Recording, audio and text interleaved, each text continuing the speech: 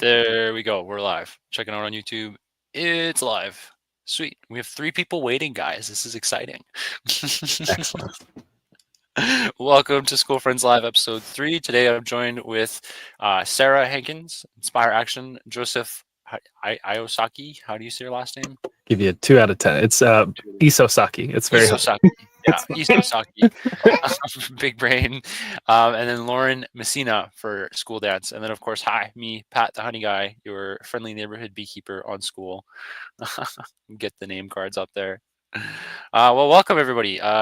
Yeah, we were just chit-chatting a little bit before, and I said, guys, stop talking. Let's go live and get it recorded to get started. We will be joined by Nav a little bit later, but oh, no, we are going to be joined by Nav right now. There we go. Hi, Nav. Hi, guys. Hi. So nice to meet you. Akio says hello. He's crying. How's it going? It's good. How are you, friend? I'm doing well. I'm sweating. I've been rushing all morning. Just it's just what it is, the life of an entrepreneur. You think you have to do one thing, but then something else is scheduled. But I'm so excited to be here with you guys. Yeah, I'm excited. The question Joseph asked at the start, that's why we haven't done one of these in a while. I've been focusing. You gotta focus. It's the theme for 2025. And Navreet, I'm really excited to meet you and connect with you. I've watched you on like School Stories and other things, and I've been fascinated by your journey and what you're building towards. I know everyone else on this call. So it's just really excited to share space with you and understand a bit more about where you are and where you're going as well. I am parenting 2 children in the background, so I'll be like peeling oranges and giving drinks and throwing crackers at my kids, but happy to be here.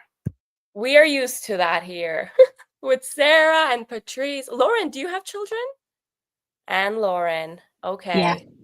So this could be the parenting episode. Nav, if you had any questions.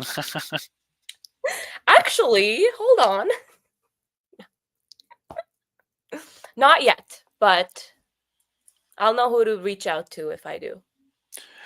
One thing I recognized from the previous episodes doing it was I think with Jonas we got a good intro. So that's where we'll start with that because it's the first time Joseph Nav, Joe Nav, you guys are meeting each other, right?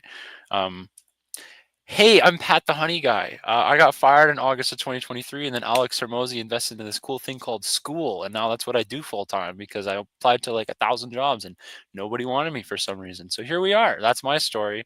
I started the Be Happy community for beekeeping because it didn't exist. We'll do popcorn style. I'm gonna throw it over. Lauren, your turn.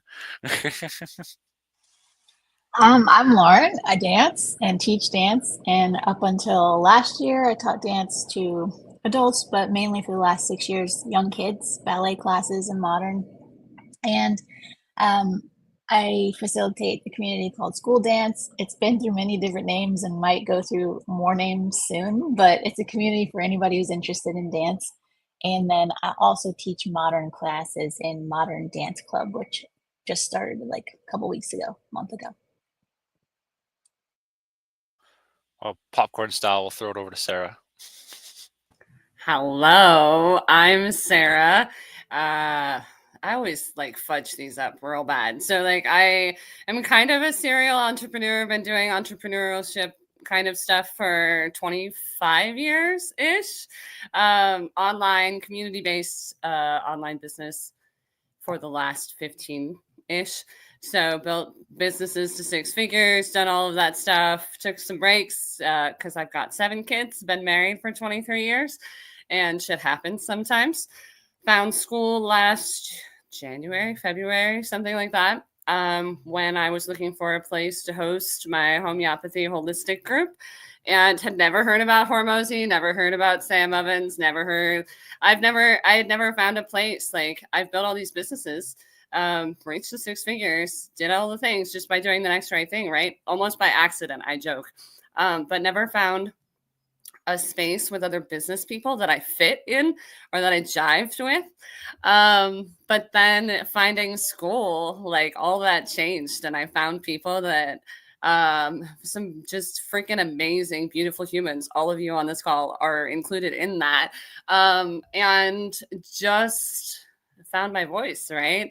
And so that homeopathy holistic space got archived in November until I can figure out if that's really what I want to do, because I figured out on my journey last year that I love more than anything else is what I love is to help other people pursue their passions and purpose, right? Do the next right thing, get rid of the mind fuckery, let's fucking go, right? So I help school owners situate their stuff on Skool, get their communities moving and grooving, and take the next right step, right? Like take action and grow and have a bigger impact than they could ever have imagined possible. Let's go, Joseph. Excellent. We'll see how the little chunk holds up. So my name's Joe Isosaki. I'm the pretentious engineer. And I spent over a decade of my life progressing surgical robotics at Johnson & Johnson, which led my family through a crazy journey of 12 relocations and 1 year to get to Japan based on different COVID impacts. And we did that with 3 kids, had our 4th in Japan. And after 3 years of living there, navigated organizational scarcity that impacted my role. So we took this crazy jump into all-in entrepreneurship to continue our journey in Japan and failed at it. So I did high-ticket brand management, and our revenue did not exceed our burn rate. We hit 0 after 7 months with 4 kids in a foreign country and had to figure out how to rework our life. So we pulled our kids out of school. We dropped like $20K in order to move all of our possessions back to the US. And we're in a full life restart in Chicago. And we're like 6 months into that, which has been crazy, living in a 4-generation home where I'm now a full-time stay-at-home dad. Yeah, you can have your orange. Full-time stay-at-home father, 4 kids. I'm a caretaker for my grandfather who's battling kidney failure. And then I'm a full-time entrepreneur on this platform as well. So I've built a community called the Big Brain Club, where I ask the right questions to help people become the hero of their own story, where they could build the life they desire, living where they want, loving what they do, and being paid well for it. And we collect all kinds of interesting folks. We do the left brain people, which are the engineers and global leaders. The right brain folks are the creatives and community leaders. And then whole brains are parents and entrepreneurs that have to flex both sides. So it's been fun growing that community to 130 people. And I have 6 members in paid, which is crazy. Half of this call is, which is so cool. And I'm excited to continue to progress in my journey as an entrepreneur and a father in the years to come. Oh my gosh, it's Wendy. Wendy, it's your turn. Hello, friend. Who are you? Hello, friend. You're on the I'm spot. Wendy. Wendy of Wiseman Integrative. I am me. I'm helping folks like myself in their 50s or before or after manage the messy middle of life or business or creation projects, whatever the messy middle is to you. On a side note, MM turned upside down is WW, me, or wonderfully wise. Yay! Bring the joy, people. Thanks for bringing me on. Yeah, we'll throw it over to Nav for a quick introduction as well. Wendy was just hanging out. I saw her commenting the post. I was like, we'll get more friends in here because then it's like a nice even 6 across the screen. The joy is felt. The joy is felt, Wendy. Okay, so hello, my name is Navreet. My first ever introduction to online business was actually when I was in university and I was deciding if I should just drop out and pursue this thing called entrepreneurship. But thankfully, I decided to just stick it through, got my degree. But around that time, I was also freelance copywriting and working with health and medical businesses. That's what I went to school for. Not copywriting, but I went to school for pre-medicine, and I just decided to make that my niche and work with medical businesses because I thought that's what made sense. And then shortly after, I decided to go into drop shipping. I feel like that's a theme within entrepreneurs. We have to do drop shipping at least once. Show of hands, who's done drop shipping? Put it in the comments if you've tried it before. I didn't do it for myself. I did it for somebody else. But okay, so that's weird. We're a minority here. Usually it's everybody. You did not miss out on anything. But yeah, that taught me a lot about what it means to be an entrepreneur. So yeah, many failed businesses. Later, I created a program called Writers Freedom Academy to help other writers land clients. Then, oh, I see Pat on my big screen. Now it's me. Yeah, and then I shut off Writers Freedom Academy in 2020. Don't ask me why. This is something I've been asking myself every day. Like, why is it that when something is going good, I sort of sabotage it and say, no, this is not for me. So anyways, went through a whole journey for 2 to 3 years, and then I found Skool, and for once it was like, these are my people. This is where I want to be. These are the conversations I want to have. This is who I want to be around. It just felt so natural. And that has to do a lot with how Skool itself is designed, just to make things so easy. Like, how are the 6 of us connected here right now? So yeah, and with that, it's just, okay, I meet all these incredible people. Now, where do I fit into all of this? What's my message? So that's kind of, and I think we're getting there. I think we're getting there. So that makes me happy.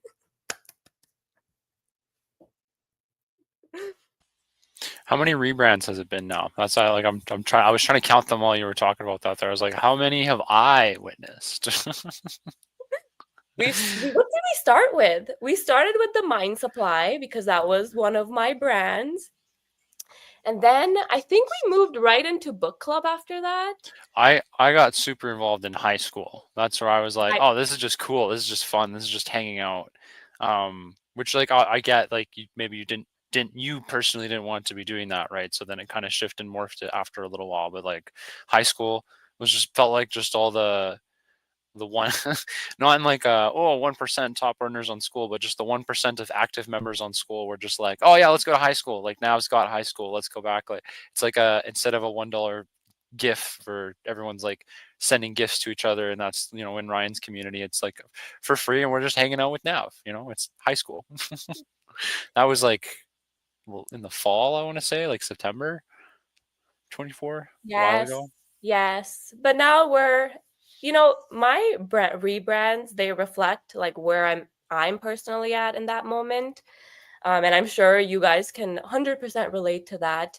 Maybe not as intensively as me, every season I'm trying something new, but recently we're a rest with Nav. So, I'm a very new yoga teacher. I've been doing yoga for a while, but I decided to get certified. I want to learn more, not just how to teach others, but more of what my body is able to do, and just seeing the benefits of yoga, like actually feeling the stored emotions. And I've had a lot.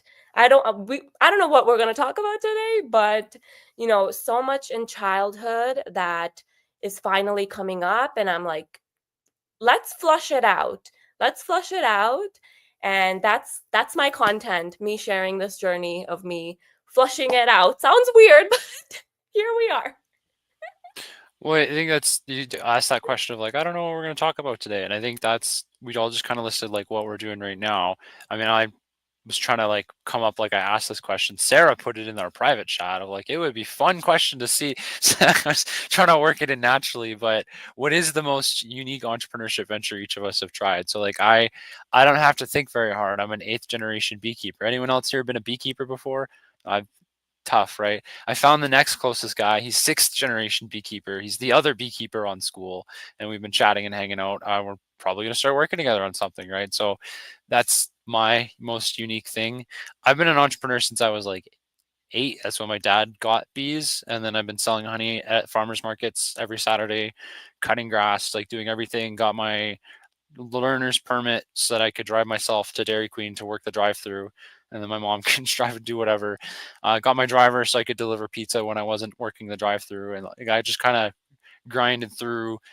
Was sleeping on couches at friends' houses at like 16, 17, not because like I was kicked out of home or anything. It's just home was 20 minutes away, and I finished work at 1 in the morning delivering pizzas. I don't want to drive home. I was just stay on a friend's couch, wake up and go to school with them, right?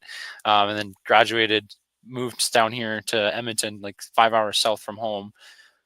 Met my wife, got married.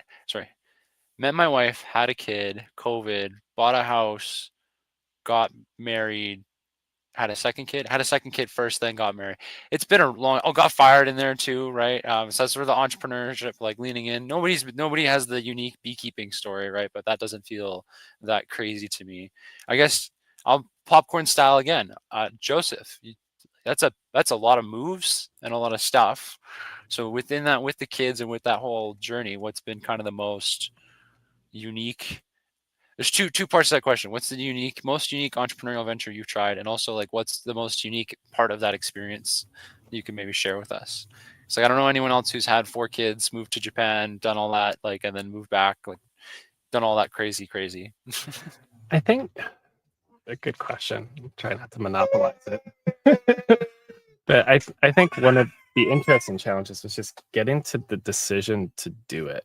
I think was the most unique aspect of it, because me and my wife went back and forth. Like, I was offered a return path to the U.S. with Johnson & Johnson, but it was to a different city. We had just had our 4th freaking owl, which you hear, and we love him. And we had a support network around us doing that, because he took 10 days of labor based on multiple attempted abductions. It was a hot mess.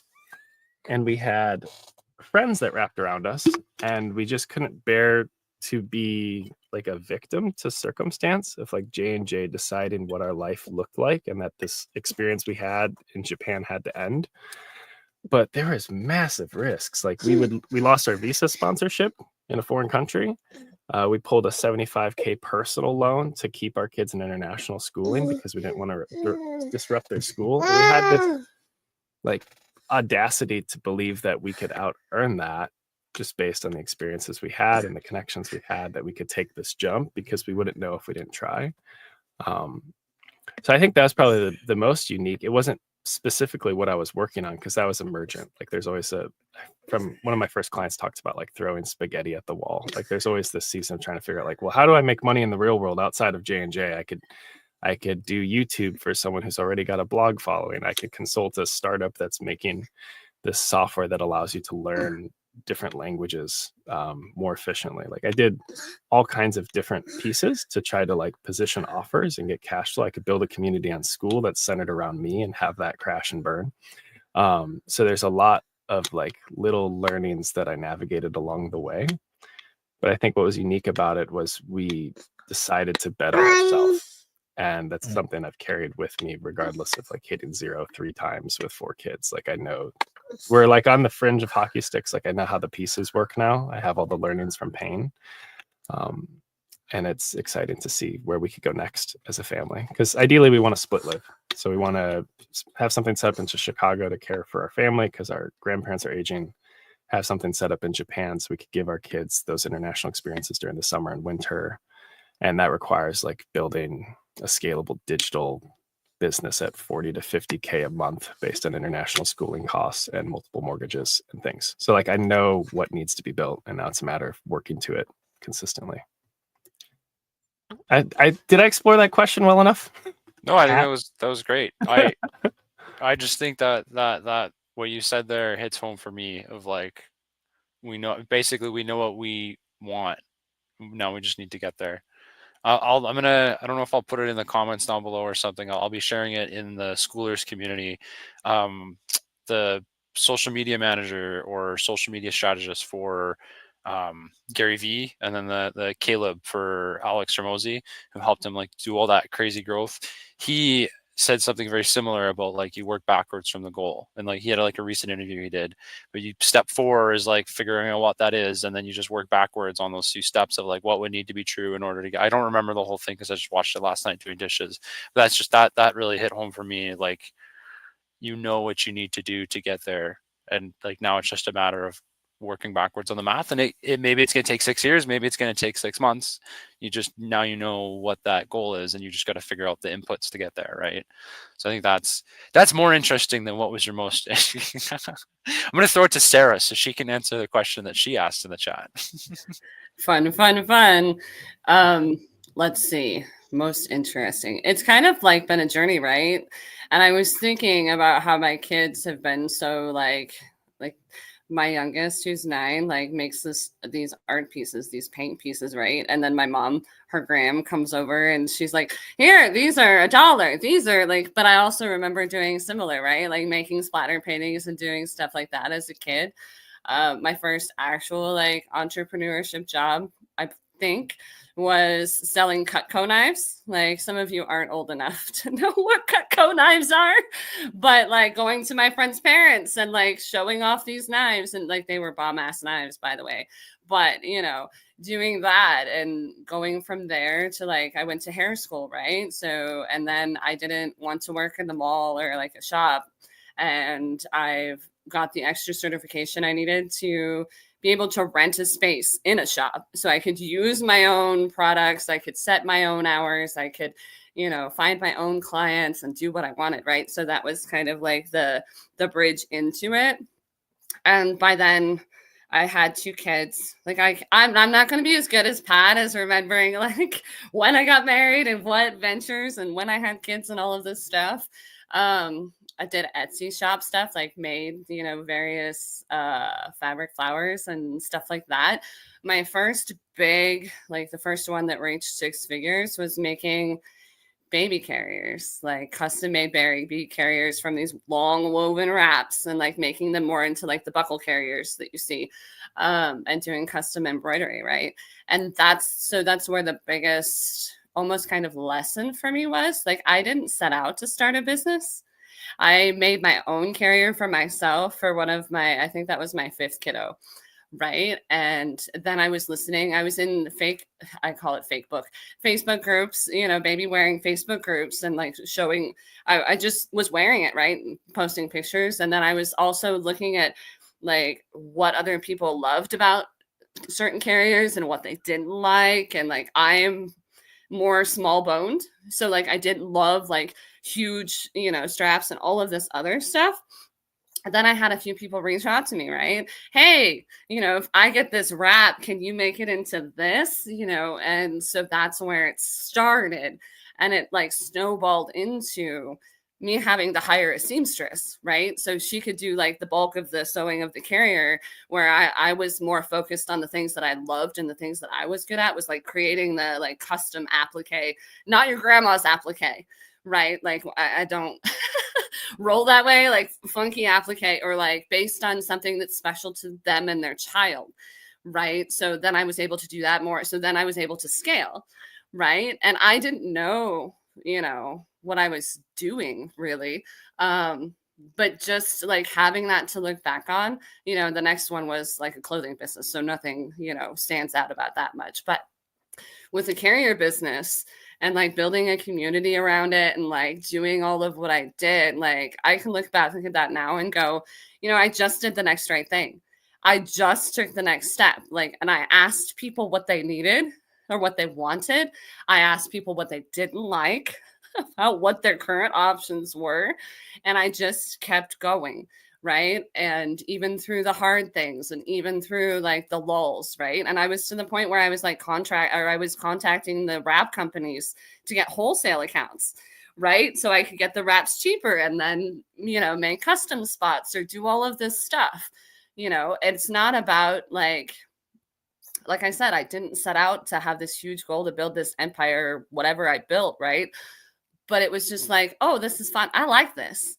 And I like these people. I like talking with these people, and I like creating things for them that help, you know, like it helps them and their family, right? Being able to wear your baby instead of having to use a stroller everywhere and like whatever, and teaching them how to wear a baby properly so your back doesn't get hurt and all of this stuff, right? And so it's just, I'm not really big into like all the structures and things. Like, yes, they're necessary. But at the same time, just doing the next right thing. Like, that's part of what I talk about often in my community, right? The next right action, the next right thing. And if you don't know what that is, get into a space like Skool, where you have other lovely humans to talk about things with, and like bounce ideas off of and get input and, you know, that kind of thing. Because it's not like we were talking about earlier. School isn't a place where things are like gate kept. Like, we're here, we're building businesses together, you know, also like you can see from everybody here, we all do different types of things, right? And, you know, we all chime in to help each other. Hey, you've got a problem. Here's what I tried. Here's what didn't work. Here's what worked. You know, maybe it'll work for you. Maybe it won't. But let's be a sounding board for each other, right? And just being able to have that kind of connection with other people, cheer each other on, and like just do those things. That's what's imperative, right? And that's what helps get you through those spots in business, because they will come. Right? Like I talk often about entrepreneurship, besides parenting, it's the quickest way to flesh out inner work, right? You can't get to that dream goal that you have, that dream life, by being the same person that you are right now. Because if you could, you'd already be there.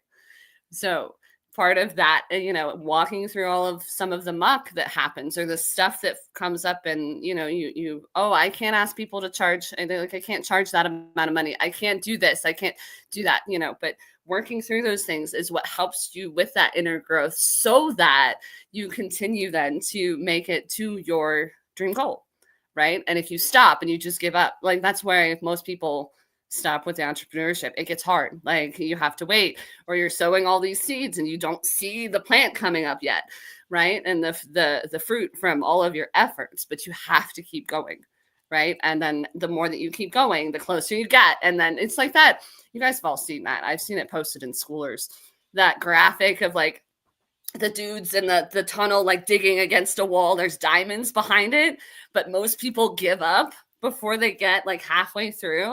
And it's like, it's up to you whether or not you continue to go through the hard, right? To learn to lean in instead of, oh, it's uncomfortable, I can't do this, and then back away so that you can stay in your comfy little bubble that you're miserable in, right? Long, I don't do long story short very well, guys.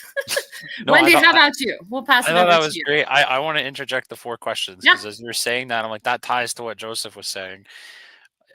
Number 4, working backwards, right? You're today, you're here. We want to get to the goal. So working backwards, what is that desired outcome? Like, what is that outcome? What does it look like? Now, this is obviously content branding, but the next step back, the third box, what would you have to be known for? Like, what would have to be the thing? The second step back there, what would I have to do? So like the actions that you'd have to take in order to be known for that, in order to achieve that desired outcome. Again, that's from a branding perspective, but it still applies. And then today, what do I have to learn? Like, what do I have to learn so that I can take that pickaxe and hit that extra hit? And then maybe in 2 or 3 or 300, I'll hit the gold and the diamond. The thing is, depending on your thing, because we're all unique, you don't know, right? Like now I've said, every like 3 to 6 months, the brand changes and the school community shifts, right? Lauren has said that too, like her brand has shifted a little bit. That's just us learning and swinging that pickaxe a little bit more as we're kind of figuring out along those steps, right? One thing I want to say is I don't have to be the one mediating, interjecting, right? I know, Sarah, you were throwing it over to Wendy, but if you guys had something you wanted to add or say or respond to based on that, I'm just kind of doing the highlighting thing so we can all focus on the one person who's like speaking their point, and then bringing it back to this so we can have a conversation. Did anyone have anything catch someone's ear about Sarah, what Sarah was saying there? I mean, Wendy, she was throwing it to you. There's lots of bees on this citronella bush. Oh, we got to see that full screen for sure. Here's one. Can you see it? I don't know. Guys, kind of. We got to get some sugar water out there so you can feed them. Anyhow, reinvention mavens right now. So, definitely all about the resilience. And it's thanks for this trip down memory lane, because I was thinking about most interesting entrepreneurial experience journey for me, because I've got a lot of diversity. Oh, there's a squirrel on the wire, guys. A lot of variety. Back in high school, I'd sold my photographs to some people. This was way before the whole online thing. And then as I was, I entered college in photography and ended up in the School of Dance, right, Lauren? And so I had a performing arts publication and performance interdisciplinary thing that I put together, a publication, and then we'd do live events. So that was really exciting in the 90s.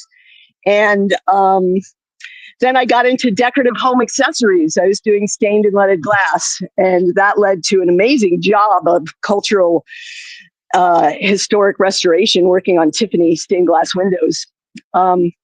And then when I was dancing and performing in New York City, I got into the whole online thing. I had tons of domains. I had Windsor Web Services. I was helping people get set up with domains and websites and things. And that's just the tip of the iceberg. So 2018, when I added certified health coach and behavior change specialist to my roster of qualifications, certifications, et cetera, et cetera, et cetera, I started this whole online business thing in earnest and tried the Kajabi, got sucked into the Kajabi before I had the audience or the funds to support it. Spent a lot of time trying to build on Circle again before I had the audience or the clarity. This is so much about clarity, right? And then finding Skool and starting with Gen Excellent and then getting pulled into back pain and what do I want to do and where does it resonate, right? The whole reinvention Maven thing. So instead of rebranding my one site, I have a whole littered trail behind me of various false starts, right? Some of you have been in several of them. So I'm just really excited about the journey and definitely known for resilience and sticking with it. And how do you keep going? In fact, earlier this week on Monday, I was telling someone, I don't know if the next chip is going to get me through to the diamonds or if the tunnel's going to collapse behind me and I'm going to die, right? But what are you going to do? Give up? No, you just keep going. Believe. And I kept believing. And what I was believing in came to fruition later that day, right? So it's a tricky business managing your emotions and not crumbling. And I am building in public in a very messy way. People have seen my desperation station, and folks, just keep going, keep growing. A lot of people have been there. You don't see a lot of that side of things. People show you the glitz and the glam and the Lambos and the cyber trucks, right? But they don't show you the real shitstorms. Well, hi, I'm here.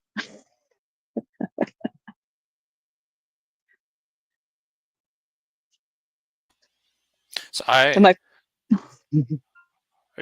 go for it.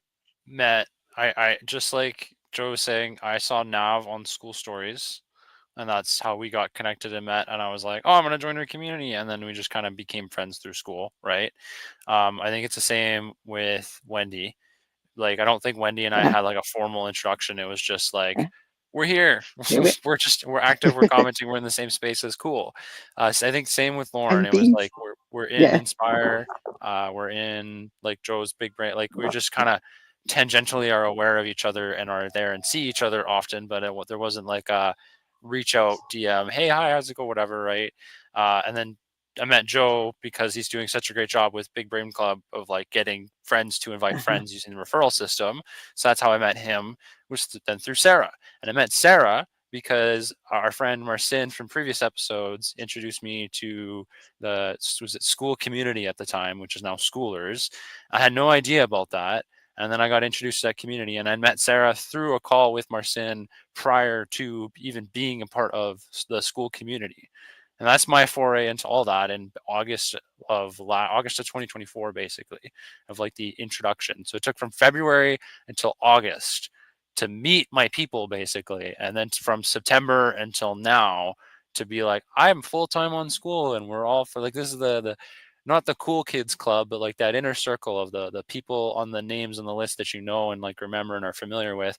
And this is just the cool thing about this is just our pocket, right? Like there are other pockets from like, first wave people who were here before monetization was brought to Skool. And like there's different groups of people in different waves that have joined at different times.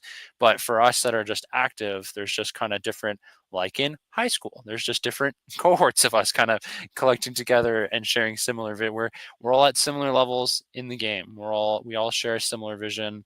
We all share similar values, goal, and that's why we've kind of been brought together into all those similar spaces. I was surprised to see that, like, I tried to take Sarah in Nav's group and she wasn't in there, and then I tried to take Nav in Sarah's group and she wasn't in there. I was like, what the heck, are you guys not friends? Like, that's so weird. Not being in like Lauren's dance community, it's like, I get it, we're not dancing, like that's like very specific. Same with Be Happy. If you're not a Mike, you're not a beekeeper, like that's fine. But Wendy's in there posting beekeeping pics every week, right? So all that whole story, just to say, of like finding your people on Skool, like that's what I heard in Wendy's message and in Sarah's message there, of like, and Nav as well, you'd said that too, of like finding Skool's mission is to help 1 billion people find their community. And I think we are good examples of how that is happening and taking place on Skool.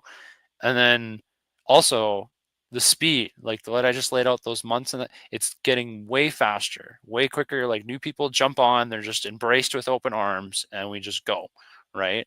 And so it's only going to continue getting better. I think still less than like 5-10% of the world knows that Skool exists, right? So think of how many more people out there that want to be a big brain or dance or be inspired or get wise and get happy and filled with energy, or do yoga or read a book or whatever Nav does next, right?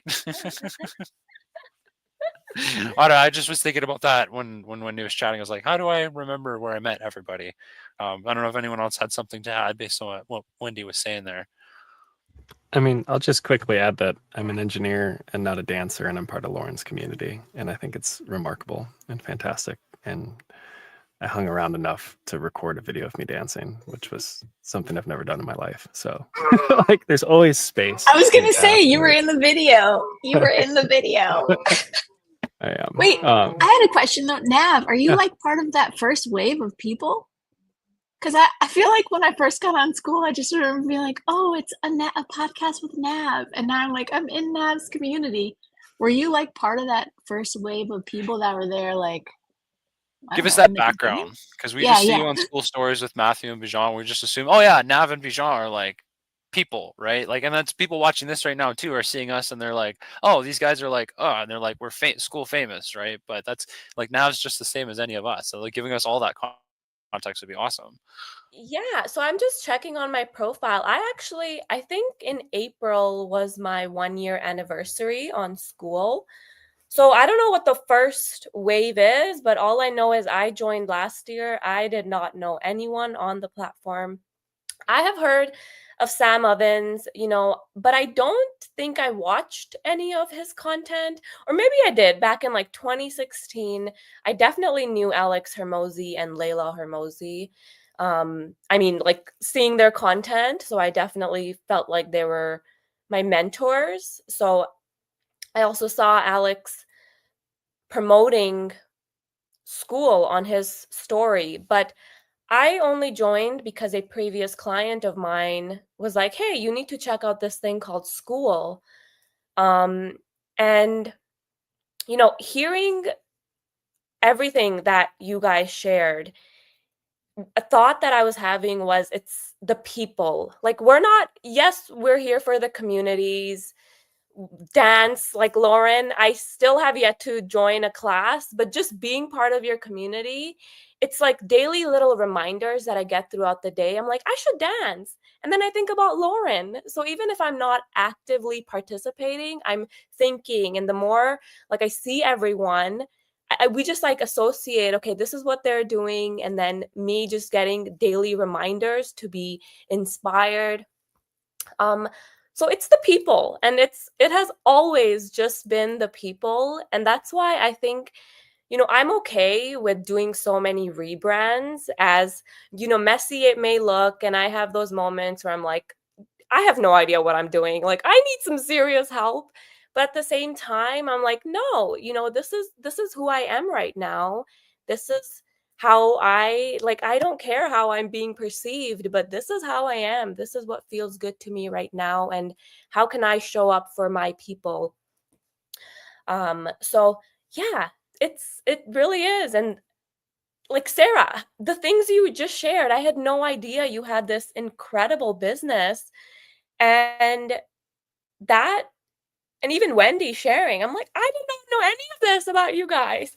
So it's been so cool just seeing the journey of all of us growing together. And as new people enter the space, I hope that it's just like that. Like, you start in the community and then you sort of just naturally find your people, and you're going to find and Sam actually shared this in yesterday's school news, but it's also, we're here to also find our passions. So yes, we want to invite people into our communities, but like, what am I excited about? What do I want to share? And it's so cool seeing the various people who are attracted to this platform. So I think it's been mentioned a few times, but for anyone watching, links are in the description down below. You could join anybody's community. Wendy, I didn't plan on having you on, so I'll go back and add yours as soon as we wrap up here to get you in there. Joe had to hop out for a diaper change. That's totally fine.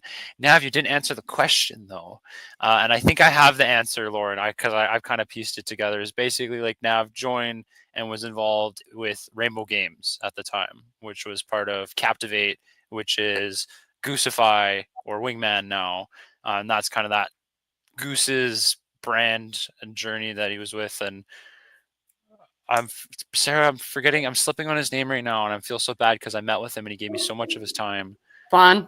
Bon, yes. I was like remembering the face. I was like, I know, I just couldn't remember the 3 letters. Yeah, so Goose and Bon with was it Captivate 2D, 3D, 4D? They had a whole bunch of that stuff, and then now it's Goosify.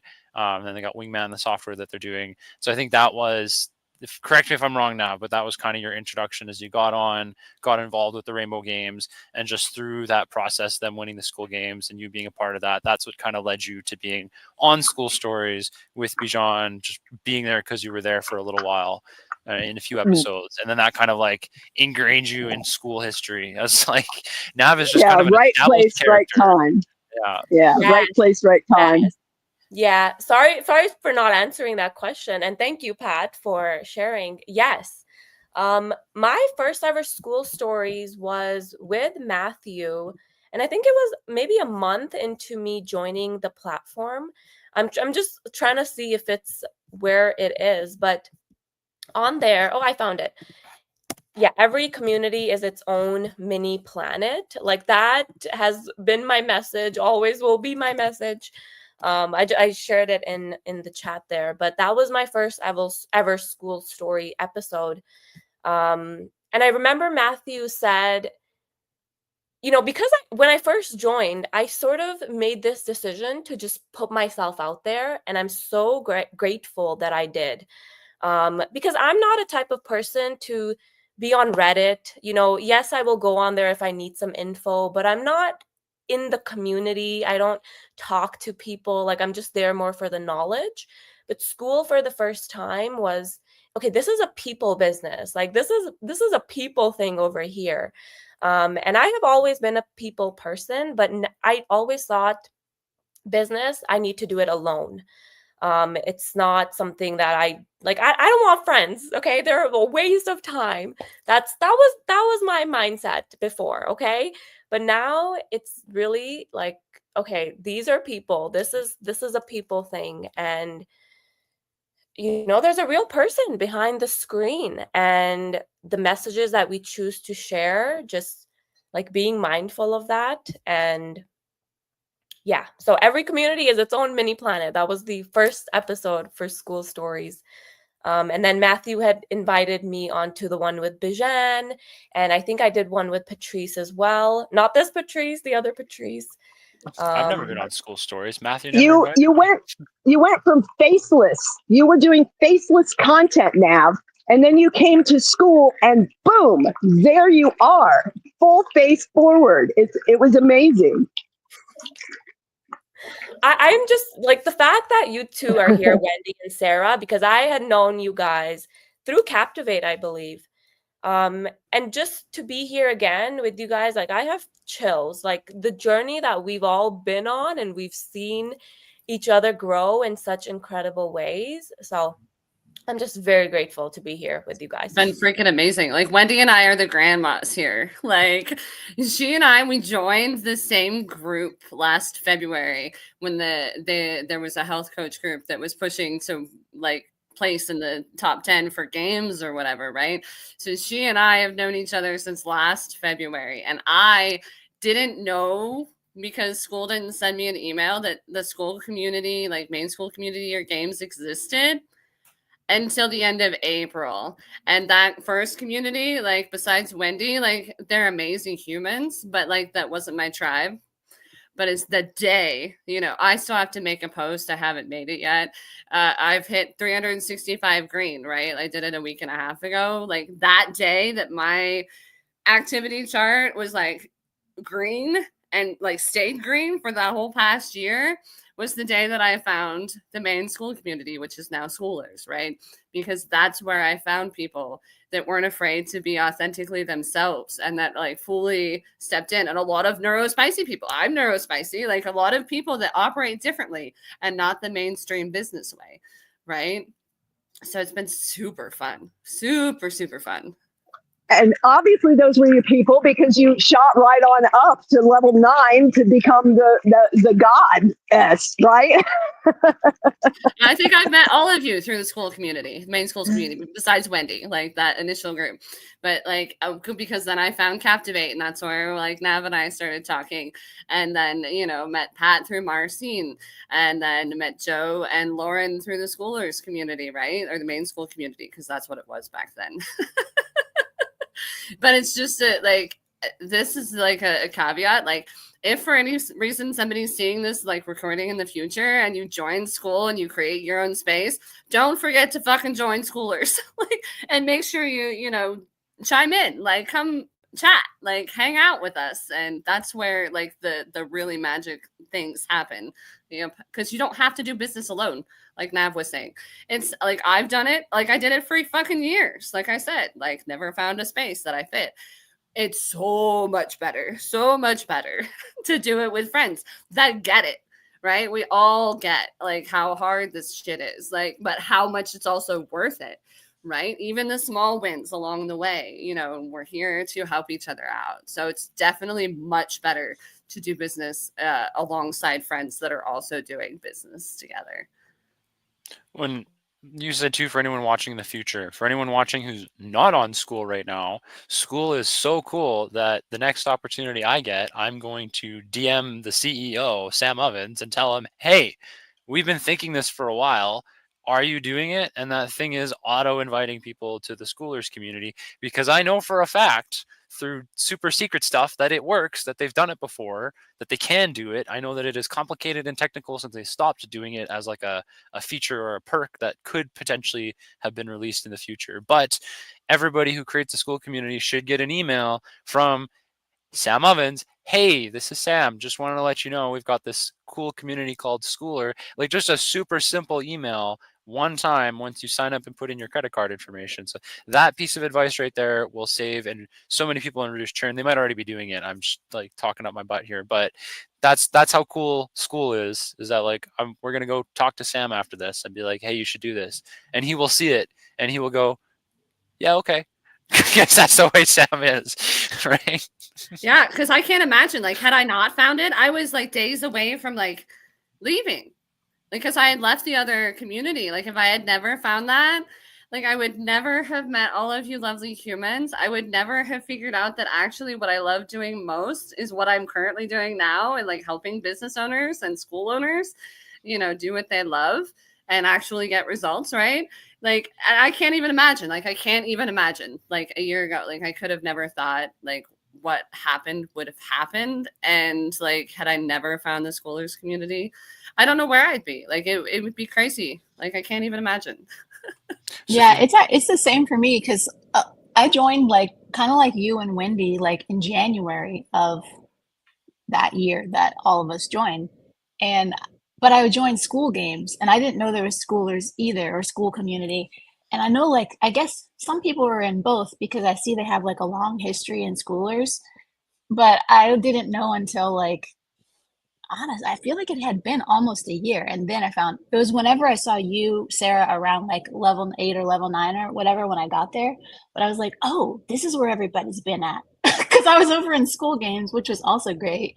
But yeah, I feel like Schoolers, the community, like that was where really, like you were saying, Nav, like being able to find your people.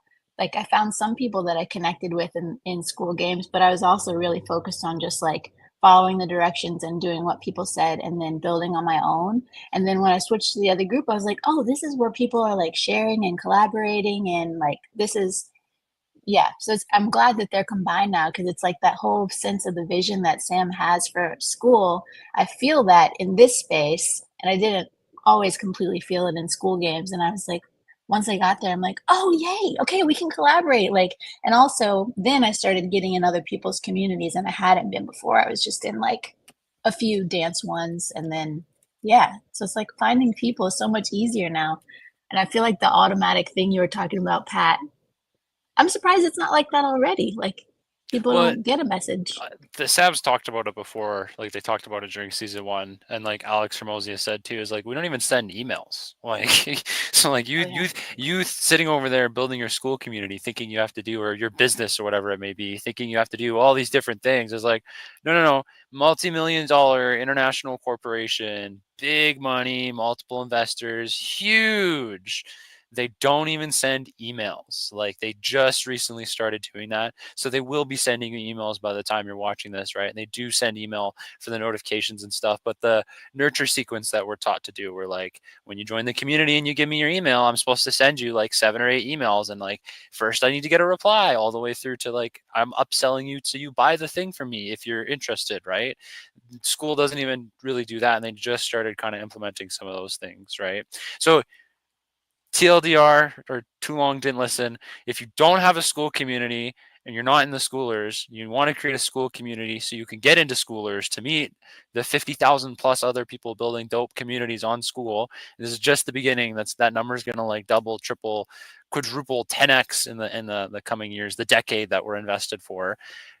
Again, links in the description. Join each other's communities down below there. But you could just click that link, click on the person's name, and then go to create your school community, and you'll be using that person's affiliate link. So if you're like, man, I really like Nav, like I'm going to go use Nav's affiliate link.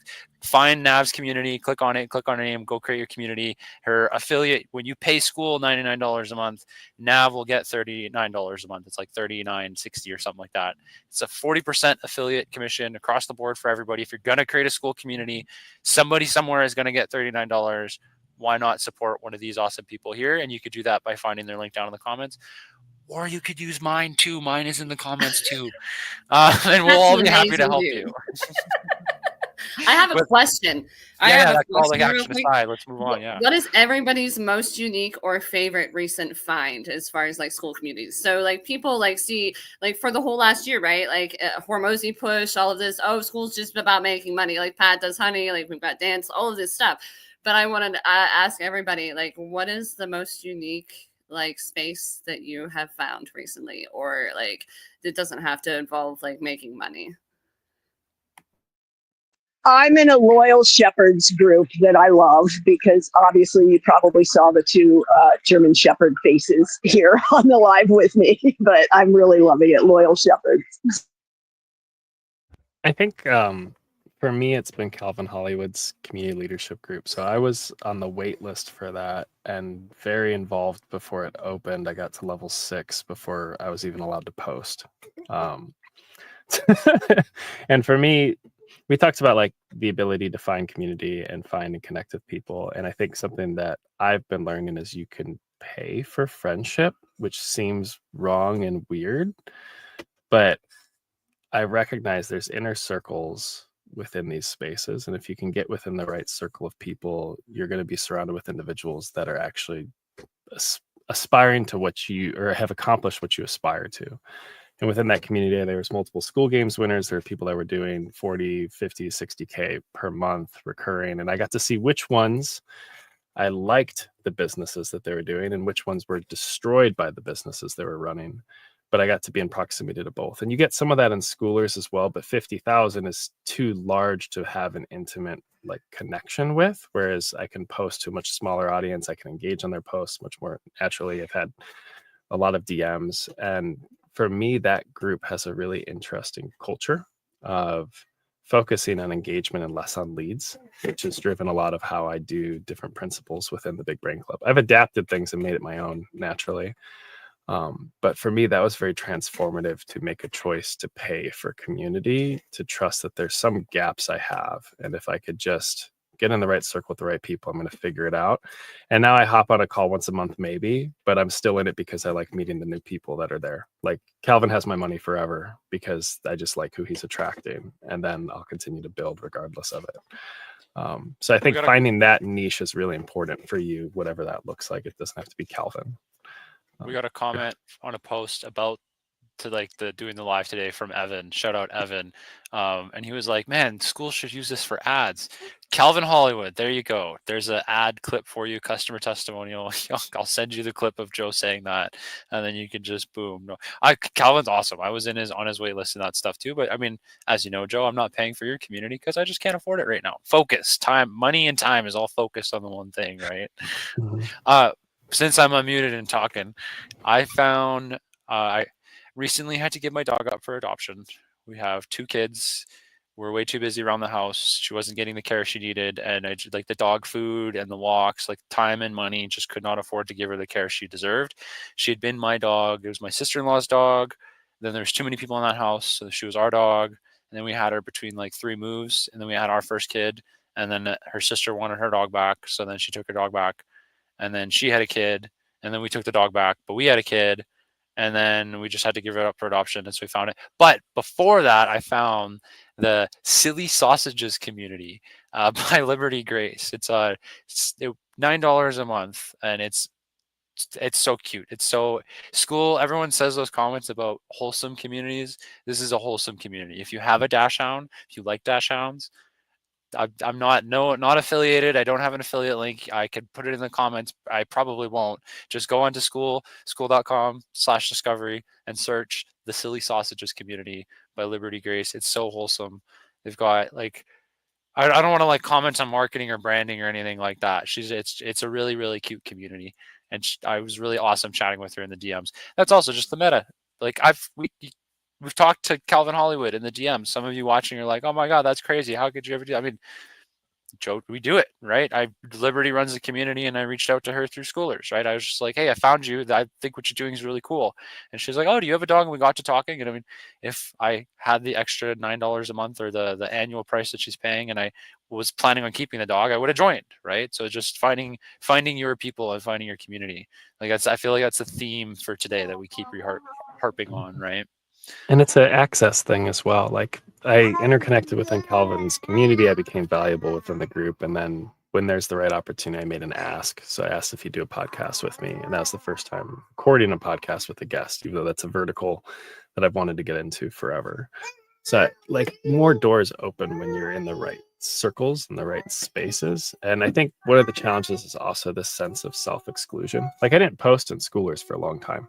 Like I was in there, I was watching what people are doing. I wasn't even commenting because Patrice, you mentioned me like becoming internet famous, Skooler famous in that space.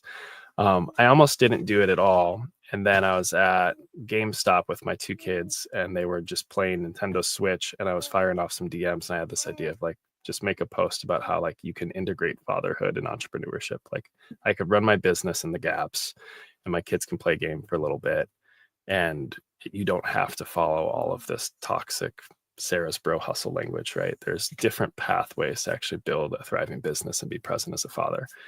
And rather than like finding my people, it's like, how do I build my people was the question I started asking. Like, how do I push on culture a little bit? And I got a whole bunch of pushback because my profile picture wasn't my face. And it created a little bit of controversy. Matt Thompson, other people are like, you need to change and put your normal face on here. This is a very human platform. This is my fun little antidote to maybe wrap things a little bit as I'm handing my daughter crackers. And eventually Kirby reached out to me as well. And he was like, hey, what are the chances you can change to a real picture for your profile? And I wrestled with it because I was trying to build this brand around all these different big brains, and to have it decentered from me. My face is all over videos. I've done 2,000 videos. I'm all over organic content. I do Loom on the platform because of this feedback as well. Like, I want people to connect with me beyond a profile picture, but I wanted the brand to be the club and the people, the big brains I'm connecting with. And I asked like Kirby, like, is it a rule? Like, do I have to do this? And he was like, no, I've just wanted to pin a post. And I can't because your picture, I'm like worried people will emulate it. Like, you'll have more people that are posting brand logos instead of their face. And for me, as an indication, this is where I had like the spark of, well, shoot, I'm good enough to pin. That was what I heard from that. Like, I'm good enough to pin in this space, and I can't be pinned because it will inspire people to do a behavior that the platform doesn't want. So screw it. I'm going to self-pin myself. I'm just going to be great. Like, and I worked at it, and I started putting effort into content to make sure it was valuable and engaging people, and bringing my face in a different methodology through Loom and making that my thing. And anyone watching this video can find what that is for themselves and just step out into these spaces. You don't have to just watch and consume what other people are doing, because they all at some point broke into this idea of like, oh, well, I'm pin worthy. Let me make myself pin worthy right now and just get better at it through reps. And I think everyone in this call has put in the reps in some capacity to be seen and known, and to have people connect with them because they just did it, as opposed to waiting to be worthy enough to do it. Like, you just start. How good does it feel to get pinned? Oh my god, I love that. I have that never been notification. pinned in Schoolers. Schoolers. I And I'm obviously made the post to get pinned for the podcast, but it was like pinned in Nav's group, pinned in Sarah's group, pinned in Joe's group. I'm like, so exciting, the endorphins. Sam Ovens is the 12th member in my beekeeping community, and that's not to brag. That is a, oh shit, I can't archive this or delete this now. I have to actually put in effort and try. So it's among that same, like, as soon as you get in and get that little bit of level of encouragement on the platform, not from Sam, from Kirby necessarily, right? And you find your tribe, you find your people, like that ignites that in you. On just on a side note, to let everyone know why they might not like that, as a community manager on Skool, if someone doesn't have a profile picture, they're not human normally. They're not, there's somebody from Lagos, there's somebody from the Philippines, there's somebody who's not a decent human being trying to create a decent human connection. Typically they're there to give you a WhatsApp number to buy Bitcoin or something like that. So that's part of it too, is just the human aspect of it. It makes it easier for the system to identify non-humans and to get to protect the rest of us who are genuinely and authentically showing up and being ourselves, right? Lauren said you had to go there. Kiddo came home from school. She didn't have to do pickups, so she got to hang out a little longer, but she did send me a message. Favorite recent community to join is actually Nav's community. I'm doing the Artist Way Challenge, and it's encouraged me to read a book I've wanted to read for years. So thank you, Nav. Yay! I'll just share my favorite community. Recently, it's been the sleep community that I'm part of, Sleep Athletes. And I find that if I have an issue with something, it's as simple as joining the community. Let's see what the person is doing. Clearly, they have a method that's working for them. So sleep is definitely something I'm actively working on improving. And I love that community. So that's freaking amazing. I thought I was going to say something else, but my neurospicy brain just went blank. I have found a couple of like human design. So like I'm really into like figuring out like what makes people tick, right? And getting curious about how things work for people. So like human design and more esoteric type groups, those are there on Skool. But also I want to highlight, there are more. So like, who is it? Now I'm going to have to look. Let's see. The Skool Around the Clock, where they do like, they have different business owners come. Like I think they're Chris doing Becker. it biannually. Like, are they doing it twice a year? twice per year or once per quarter or like 3 times a year. They're just I Something don't know like that. exactly So- what he's got figured out, but yeah, it's Chris Becker's School Around the Clock. They've Yeah, got that School spaced Around out. the Clock. So that's where like they bring a whole bunch of different school owners like to speak for like 24 hours or a little bit longer, maybe. It depends on how many they get. So like you get to be, you know, you can see the recordings and do all of that there. There's a whole bunch of people in there, but also Goose has done like that's his shtick this year, I think, is like all of the in real life meetups, like all around the world. Right. And so, like, I think I don't know how many communities he has, but like he's got different like school IRL communities for each location that they are visiting. Right. So if you want to meet people that do school online in real life close to you, you can find that. Right. Like, yes, we've got the map feature, but there's also these events that are going to happen throughout this whole year, you know, where you can meet folks, you know, running their own schools of all different types, right? So I thought that was a really cool, like, a way to use the school community. Goose is so fun. Goose is going crazy with. Yeah, does he with have the them all? So community. he's got 26 total. I don't know if he's Yeah, so got there's- even all of the event ones up or not. Goosify is the free community. Free shout out for Goose. Go jump Yep. in there and join the free community. Wingman is the paid community. Also in there. Also awesome. Really great software.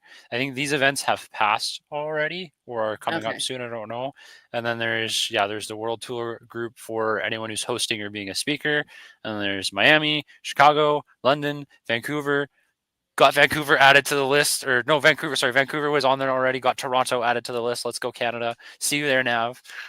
There's Berlin, Dubai, Sydney, Austin, New York, Tokyo, Medellin, Barcelona, Paris, LA, Bangkok, Egypt, Bali, Santiago, Singapore, and Munich. So there's like fun. 20. It's basically 2 per month, all 12 months of the year. There's a school IRL event happening and taking Wild. place. I'm that you gonna can be a see part if of. I can make it to the New York one. We'll see. Like that's the closest one to me. And he Mhm. didn't originally when they first came out with the schedule at the beginning of the year, New York wasn't on there. Like, dude, you need to have one for us East Coast peeps because like Miami's a really far drive. But yes, super stoked. You forgot to click the button at the You can top. check that Isn't out. there like a goose or something? Goosify.io. Patrice, isn't there like a little honk it? Oh, your audio won't come through, but it does make a noise. It's cool. No. Yeah, you get basically the Wingman. Oh, stop sharing. The Wingman app is really cool. That's where you get the little goose and you can click on him. Oh, I think did Wendy have to go? Oh yeah, she popped out there. Oh, so we didn't hear Wendy's favorite community. Gosh darn shucks. Let's see if she messaged I me. thought she said it was a German Shepherd community or a dog community, but maybe Right, not. the German right. I must have missed that. I'm trying to forget. We've been all over the place. There. I was like, did we miss introductions for somebody? Do we miss this? Do we miss that? It's been all over the place.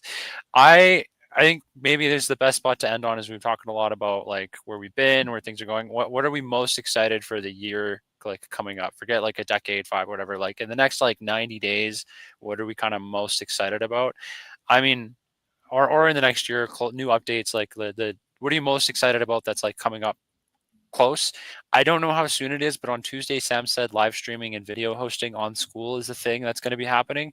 And I'm so freaking excited because when he mentioned the skate community and beekeeping communities on the call, it would be so great for me to just go live on Facebook, do a stream and be like, hey, cool, if you want to go live with us, we're going to hop over to Skool now. And then everybody's on Skool live inside the community. And it adds that barrier to kind of bring people over. And then just the video hosting as well. Like I'd still put it on YouTube, still put it on other platforms to get traffic, but being able to put like just insert video instead of having to go put a link or an upload, like having the ability to do both, just like uploading a picture, you could see the picture. I think that's probably the thing I'm most excited about like recently. But I'm going to Skool IRL Vancouver and Toronto. So if you're watching, you want to meet me, that's where I'll be this year. It's the first weekend in October and first weekend in September. I think that's probably what I'm like laser fighting. Enough money to buy the plane tickets to go by myself. Super duper excited to get to go and see everyone in person. in real life meetups would be super fun. So like that would be something that I would be looking forward to if I can figure it all out with kids and everything else. But also I've seen mention now, whether or not it comes out this year or not, and it depends on how they do it, would be the option to do the free and one like tier of payment, like a paid option in the same space. Right. So like I'll be curious to see. Like I have to see what they do with it to decide whether or not I keep my free and low ticket separate. And I may, it just depends. But if not, like the ability to do a free space, because a lot of what I do, like it's more access to me and more help with implementation in my paid space, but the bulk of the engagement and the community stuff stays in my free space. So like to be able to like put them together would be awesome. But again, we'll have to wait and see how it actually like works and looks once it's released. From like a school's finance perspective, it makes sense. Like you want to have people, like if people are having multiple communities, why would you make it so they don't have multiple communities? We want to get more monthly subscriptions out there, right? But I think from the community's perspective, like just for context for anyone watching, the meta model on Skool and really anywhere for any business offer that works the best, but specifically to Skool, is the free to paid model. So you see my content, you find me somewhere, and you decide, oh, I'm going to join that Skool thing, and you join a free community, and the free community is kind of where you provide that value, and from there they upgrade into a second paid community. But then you're kind of like poaching the best members and the qualified people off the top, and you can have like a not engaged community of paid members, and then a really engaged community of nobody who's ever going to pay you, or you can have a not engaged community of people who are not going to pay you, and then your engagement happens over here but at a smaller scale in the paid community. And so like beekeeping, for example, if I could just have a beekeeping monthly charge put in, and then I have my monthly members who are part of the Beekeepers Club, and then I have my free community, which is for everybody to learn about beekeeping, and then it kind of segments it, and then I can have like a category attached to those that are private that only once you pay you can see. And like there's a bunch of little nuances like that I think are going to be really, really effective too. But I just want to give that context for everybody of like the free to paid model, what we're talking about there, because that's what Joe has. Joe does a free Brain Club Lite to Brain Club Pro, right? Mm-hmm. And then I sell high ticket within the free community as classrooms as well. So if people want to do like a month of discovery work with me, we'll scope definition of done, and then they could do one-time payment that way, or like a partnership would be like 10K. So I think scaffolding makes sense. I mean, Patreon does this too. Like they've been giants in this space. So it's surprising that you have to, as an owner, have multiple communities to move people. Like the cost isn't very efficient to the user.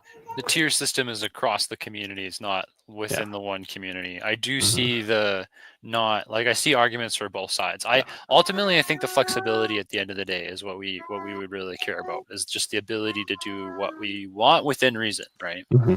Yeah, because I drive all my engagement in the free for discoverability, and then I just upsell to the paid for access to calls, which is nice and simple.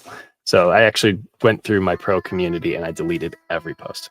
So each week I will just do one. Each week I'll just do one post. That's, hey, who's going to be on the call? What do you want to talk about? And then delete it. And then do the next week, so that it's like ruthlessly clean, and then people know where they should talk. And then that brings testimonials from your paid back into your free when you drive all the engagement back, which is the main hacks that I've been using. But Joe, what are you excited about? What am I excited about? Work.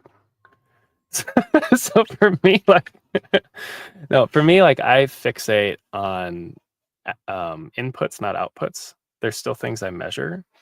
So I'm really excited because I understand what knobs to turn to get the financial vehicle flying. Like I've seen enough indications of success, both with free, self-ascension into paid, testimonials and things starting to work, and it being scalable for me. So now it's just a matter of like optimizing where I get the highest leverage on my time and focusing on that. So I hit 2,000 videos on YouTube over 5 years, but I've hit 2,500 looms in the last 2 months, because that's what differentiates me as touch points.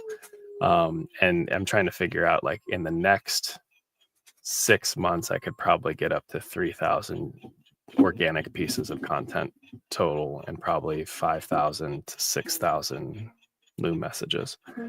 And then I could put all the value, the majority of the value though, and the calls and the connections and like real time. So eventually there'll be a squeeze where it's not scalable to do the one-on-one the way that I do. And then that'll drive demand to actually have people send. And at that point, I think the community will just take off.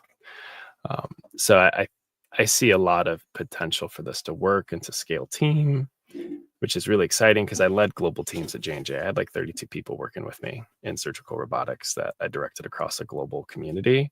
And I love the affiliate aspect of Skool because my main plan is to grow out this affiliate growth operator model where people come into my ecosystem and I equip them on how to bring people into free, but how to move them into pro. Their name's always attached to them, and people can build their own little mini economies within the Big Brain Club and start to have it pay for themselves. Like, I think that mechanism will be really interesting, which I connect with the right people for that, because I'd love for people to learn how to make their first dollar online. If they don't have a personal brand and a huge following and they haven't built that, because it takes a long time to be able to reach out to friends and share the value you're already experiencing in something, is like the fastest path to actually make money, in my opinion. So if I could build the ecosystem for that, it'd be cool to start having testimonials. So like, people are making money off of what I've built. That's really cool to think about. Besides them making money in their own businesses or whatever they want, helping like people at zero is kind of fun to think about. But I'm excited for the work because I know what's necessary to get to that outcome. I think that's when you said that too. I'm like, we were on a call last month and you said like, what is it that you need? Or is there anything you could cut? And I was like, yeah, there is something I could cut. And then I left the call because that was the thing. Right. So I like that answer of like I'm excited for the work because I know what needs to happen. Like I feel that energy.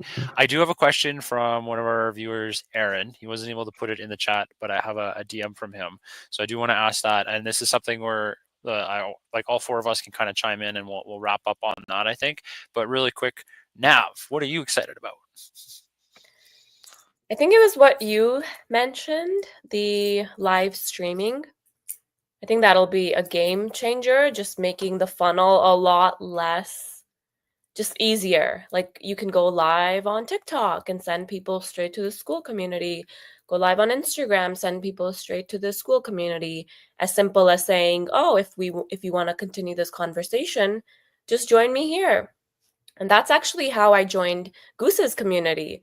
He was doing a free live in the free one, and then the next step was just, yeah, we're continuing this in the paid. And it just made the most sense. I'm like, yes, I don't want to stop these conversations. So I'm definitely excited for the live stream. And Joe, what you mentioned about teaching others how to be an affiliate, I think is so powerful. Because yeah, now you're opening up ways for others to make money.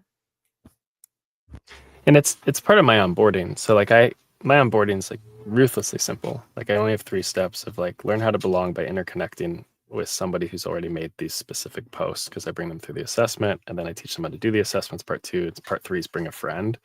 But then if they expand, there's like pro tips, like some of them soft sell into the paid community, but one of them is how to become an affiliate growth operator. And in that way, if someone makes sense, they're highly engaged and they want to make money online and they're getting value out of the paid community, then just equip them and release them. And then they could actually build like a little mini business around it before they seed their own community. Because there's so many things I've had to learn about content creation and community and business that take time, versus I could equip someone how to reach out to a couple friends and bring them into a space that's great. And it takes way less time, and then it's passive. And that's the first time someone will experience pseudo passive income with some input work.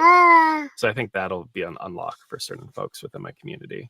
But it's not the main thing I want to attract. I want to help people build the lives they desire. That's just a stepping stone for some. Just like Skool has affiliates, communities have affiliates. Everybody's affiliate link is listed below. You can see how it works. There's something I was going to say about that. Oh yeah, on the affiliates, pro tip on what not to do, because everybody has the ability to turn affiliates on in the community. I did it for one of my communities for operators, and one of my members went to his friend, gave him his affiliate link, was like, hey, try this or whatever. That guy went on to his fake Skool account, which had a like AI generated picture of a girl or something, like an Instagram picture stolen from somewhere. That guy DM'd somebody. That person DM'd me, was like, hey bro, like what is this? You got to stop. I was like, I don't know. So it was my member's friend sending messages to a guy saying he may be a good fit. And he was a good fit for the community, but like that's not the way to get a message from a random. So there's what Joseph is saying about it not being the focus, but being a thing is super duper important there. So I want us to be wrapped up in 5 minutes here. Respect you guys this time to get back. We got to stop. We got stuff to do. Don't stop, but stop. We got stuff to do, right? Question from Aaron. He's got a new client he's working with. He understands that the one focus they've got on Skool, his whole job, we kind of narrowed in on, is conversion through DMs. So if you guys had any tips to give him around that, I gave him some advice around like look online, there's scripts, find the scripts that work for you, customize those so that way those scripts are to that person, right, or to that community, and then test them. Because if you're going to be doing DMs, depending on the volume you're getting, let's just say it's like 100 people per week. Well, every 7 days you get 100 people. Every 7 days you test a different script. After 4 weeks, you're going to know which of the ones works better. Grab that one, and then maybe every week you A/B test. Half the week you do this, half the week you do that, and you start to tweak and figure it out. And that's just the process of doing it.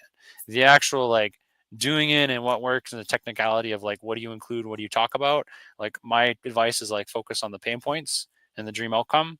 And then if you're selling, usually it's like, hey, would you be open to seeing if we could help you, is kind of the angle. And then you get them on a discovery call, onboarding call, one-on-one call, a group call, some sort of a call where there's that conversion, or send them to a video or something. That's kind of the general gist of what we see on Skool and the technicality of it. But we have the Lord of the Loom King of Skool here. So I thought I'd ask that question. And of course, Nav, Sarah, if you guys had anything to add before we hop off here. Yeah. So this is Aaron, you said, Pat? Yeah, this is Aaron Gold on Skool. Hey, Aaron Gold. Nice to meet you, friend. Join my community, and then I will send you a 16-minute YouTube video that walks through exactly how I use Loom to close people in under 30 minutes that become $1,000 clients. So the goal is to send people to $1,000 over the course of a year and close them in under 30 minutes with light touch engagement over Loom. So I'm very strategic about when I DM and how I move people, and I don't do any sales calls, period. I only do a sales call. It's like $1,000 one-time purchase or $10,000 kind of opportunity for larger collaboratives or partnerships. But yeah, I'll get you the video. That would be the fastest action path. The other thing is just get good at it. It takes a lot of time to learn how to talk to a person through a screen. But everything Patrice said is true around origin state, desired future state, all that. But people buy from people they trust and they know. And asynchronous video communication is like an untapped superpower on this platform, because you create authentic connections exponentially faster than anyone else here, and faster than anything they've experienced online. I just get people giving me amazing responses like, wow, you took the time to record a video. I was like, yeah, it took me 20 seconds because it's so fast and because I grind it so much, like I've gotten good at it. So you learn how to speak succinctly and provide value. That builds trust and goodwill, and they just self-ascend. It's awesome. So Aaron, you're watching. I just sent you a DM to get into Joe's community. For anyone else watching, links down below. You can go in and chat as well.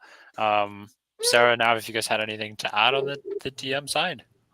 Trying to think. Like I second what they said. Personalization is always better. Like I will tell you that I've gotten plenty of cold DMs from people, and it's an automatic nope. Like, because obviously here's a key, right? Depending on who you're messaging, take 2 minutes. And I know it depends on volume too, right? Take 2 minutes to, like, whether it's on Skool or Instagram or Facebook, like wherever the fuck you're operating out of, look at their profile, like check them out a little bit, like get to know like what they're doing and, you know, how they operate.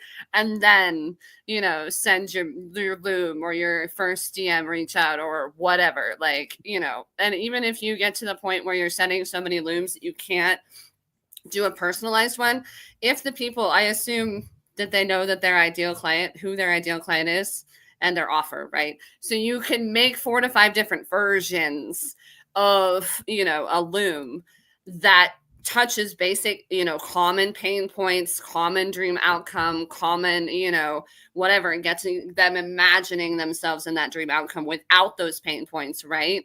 You can do that. So then you can do it more often, but it still offers that like personal touch compared to just straight cold DMs. And there was something else that I think my brain is going to completely blank out on. Yeah, Nav, you got something? I'll try to see if my brain can compute. No worries. I have 2 quick tips. One is just knowing how to manage your emotions when you are doing DMs on like a massive scale and you're not getting the results. It's about trusting, knowing that. And the second tip, which also ties into this, is follow-ups. Like money is in the follow-ups. So if yes, you can send DMs to so many people, but really nurturing certain leads and giving them the time that they need is way more worthwhile. I have found I used to do DMs a lot when I had my Writers Freedom Academy. So, and it works. The DM selling in the DMs, it works. It just takes time and knowing how to manage those emotions. And when you get a no, it doesn't mean there's something wrong with you. It's just, it's not the right time and you just got to keep it moving. Yeah. Isn't it Hormozy that talks about like, we all like to think, well, we've done 100 of this thing. We've sent 100 DMs. We should have like 50 responses and blah, blah. No, it takes a lot more reps than you think to like get to the actual, like, and Pat can give you the statistics. I remembered what the other thing was. The other thing that I want to caution you against is, just cold DMing about your tools and methods. Like everybody here has like saw my post and like heard me talk about this before, but like instead of focusing on the tools and methods, so instead of focusing on like if you're a mindset coach, instead of having mindset everywhere, why do they want your help with their mindset? Like what's the next step? Like you keep asking yourself why until you get to that tangible result, right? And I see a lot of people just like, oh, my, whatever, plan for something. It's like, and Hormozy talks about this too, like you're selling the vacation. You're not selling the tools and methods to get there, right? When you go to a vacation planner, you want to talk about the dream vacation. You don't want to talk about the car rental and the airfare and all the boring shit to get you there, right? So like talking about your methods and tools, like in your DMs and like all of that, even you're talking about the airfare and the car ride. You want to talk about the dream outcome and the pain points that's keeping them from reaching that, right? And how you can help them overcome or sidestep or like completely go around certain pain points to reach that quicker, right?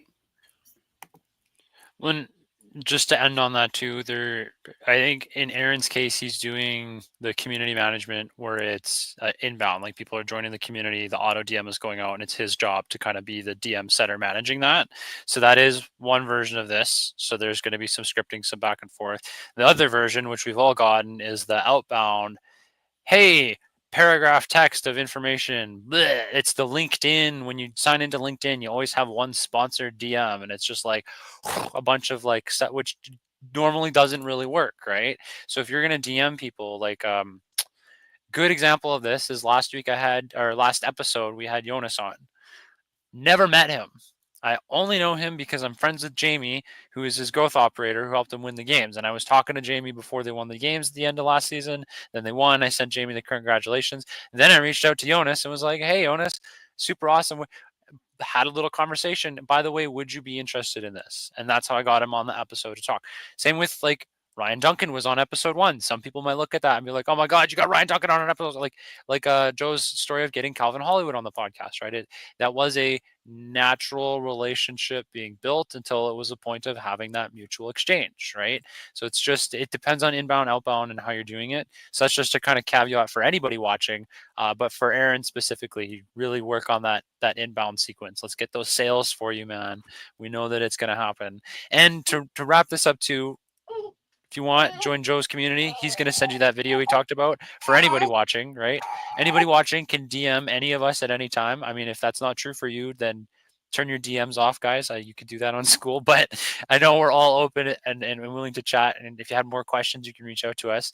The other thing that I wanted to end on, I just said Ryan Duncan. He had a video a few days ago, which you can go onto his YouTube, Ryan Duncan on YouTube, and find it, about looms. And so, Joe, I'm challenging you and throwing it back on you. He had a strategy for how to make looms scalable because he does such a high volume of them as well. And I know you've had conversations with him too. That's for anyone watching. There's ways to do it. Unscalable is not a thing. So go figure out how to scale it. And yeah, unless you guys had anything else to finish with, I'm gonna end the stream here and we can kind of get on our merry way. It's a super tiny bonus for loom. In any DM, you want a mirror.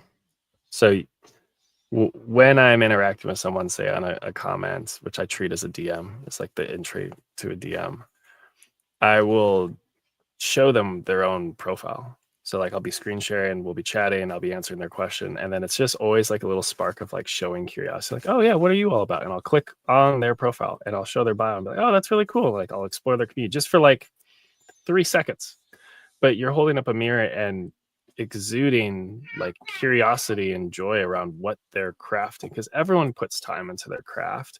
And when you get one of those cold outbound DMs that sucks, like where we all gag about it, it's because the person doesn't care. Like they do want success in what they're working on, but they haven't taken just that little 2 seconds to try to understand you and to take a peek at your world and see if you are a fit. When you do a little bit of that pre-qualifying, and even if you do it live as you're typing or as you're recording the video, it makes it so much more fruitful. So if you reduce your volumes but increase the quality, have way more output, in my opinion, and then you could scale it. So mirroring is the other little tidbit. Sorry for ruining your flow, Pat. And that is your big brain tip for the day. Links to join in the bottom. Become a schooler, join the communities, check it out. Thanks so much. See you guys. If you have anybody you want on episode 4, let me know. I'm thinking once a month at least, maybe once a week on Wednesdays at this same time. We'll see. Drop it in the comments. Send me a DM on Skool. We'll figure it out. But that's the big brain thought, big brain idea for the day. Thank you, Joe, Nav, Sarah, Lauren, Wendy for jumping in there. Thanks so much, guys. Bye, dudes. Have an amazing day.